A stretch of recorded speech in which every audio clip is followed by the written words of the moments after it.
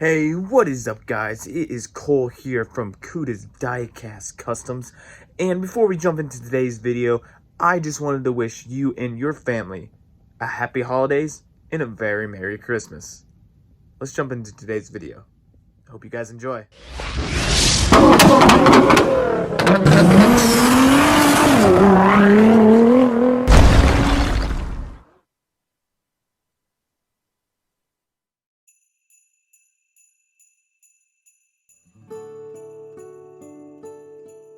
As always, guys, don't forget to hit that subscribe button. Also, hit that bell to be notified for future videos. Merry Christmas, guys, and welcome back to the fish tank with a special Christmas episode. Today we are working on the Night Before Christmas Olds 442 Redline Customs. And the car that we're starting with, obviously, is a 442 Olds that originally was a taxi cab. And this car was provided by our friend Diecast Pirate himself. With that said, I want you guys to sit back, relax, have a cup of cocoa, and let's jump into it. Let's jump into this video. So, first thing we're going to do today is, obviously, we pre-drilled this car. Now we're going to take it apart. So we got our base and wheels, got our interior and glass piece. They were kind of connected, and it was kind of weird, but it was kind of a cool concept. I wish they were still like that. And then we got our casting, of course. Pretty beat up, needs a new paint job, and that's what we're going to do today. But before we get into any of that, we're going to get rid of that taxi cab light thing. And how I'm going to do that is pretty simple. We're just going to grab a file, and we're just going to file away. This took me around, I don't know, 35 minutes or so. So as I do this, you guys enjoy some Christmas music, and we will be right back. A long 37 minutes later. After that very long and painful process, this is where we got at. All the paint's removed, and that light cab thing is finally gone. So before we put this car into the stripper, I'm going to quickly grab our wire brush and just smooth it out as best as possible. I know this is not going to really affect much, but I thought it would just be necessary to do just to make it smooth and clean. After we do that, we do move on to our paint stripper. As always, shake her up, plop her in, make sure your lid is tight, and shake away.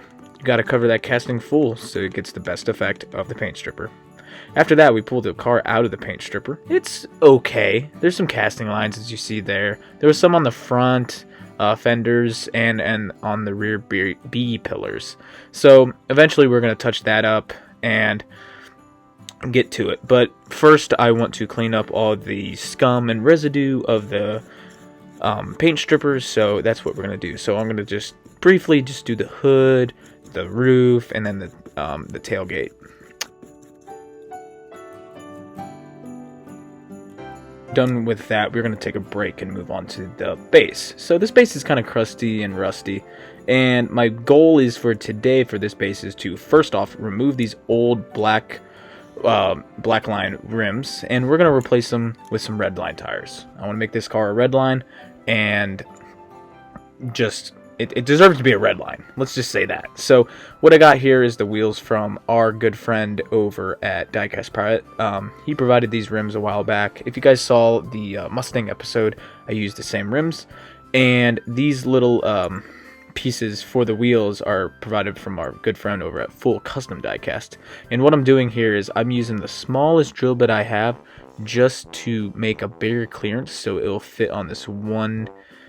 I think it's a 1/15 centimeter piano wire, and that's what I use for this. It's a bit thick, but I like it just because it gives it enough girth and it doesn't really bend that much if you accidentally bend them. So we do the front and backs, and believe it or not, I left my Redline tire key at school. That kind of sucked, so I did it the hillbilly way. I grabbed a pair of pliers and just carefully smushed it down, as you kind of see right here. It did work the exact same, and there has been no problem with them since. So that was pretty cool. As I said before, I did do the front and backs. So the backs I did fatties, and then on the fronts we did more of like the medium size, like the regular size tires. I didn't think the really thin ones would be necessary for this project, but you guys let me know. I thought they worked perfectly, and I have no complaints there. Okay, so next we're going to move on to the body and do some body work. So the only body work, like I said, was on the front fenders. I did that off camera, and then these B-pillars right here. So what I do is I just grab my file, and I kind of just go to town. So first I was just trying to like rub right against the line itself, and that really didn't work. But eventually I started just to start scraping on the side, like just aggressively scraping. Like you kind of see here, I'm kind of doing it because I'm trying to, really struggling on figuring out how to get rid of this line. But eventually I start doing it, just scraping back and forth, and that starts eliminating the metal pretty easily and gets rid of it pretty fast. So I thought that was pretty helpful in my opinion. I did this on both sides. Guys, I have to say, bodywork's pretty important, especially if you're doing like a Spectraflame paint, because every line will show. Unless you want to keep the lines, of course, to keep it original. But I thought this would be better just to eliminate them like you see there. So we did do that on both sides, and it did look good. And so next I'm just doing like a quick stance. I know those back wheels look kind of high, but off camera, I actually did go in with a file and I digged a little deeper just so those axles would sit better. So after we do that and we set everything, I move on to the super clean, and I placed our base in there. I probably let it sit in there probably for, I don't know, 5-10 minutes. And I like doing this, a close-up, just to show like the reaction. I think it's cool. If you guys don't like this, let me know, but I like doing this. It's just cool to see like the chemical reaction of the chrome paint or whatever they really used, and it just gets removed. Like I said, it took about, I don't know, 5 to 10 minutes, and then the color of this plastic was the most interesting color I've ever seen on a diecast plastic. Down in the comments, guys, please let me know if this was like a common thing for like a 70s, 80s casting.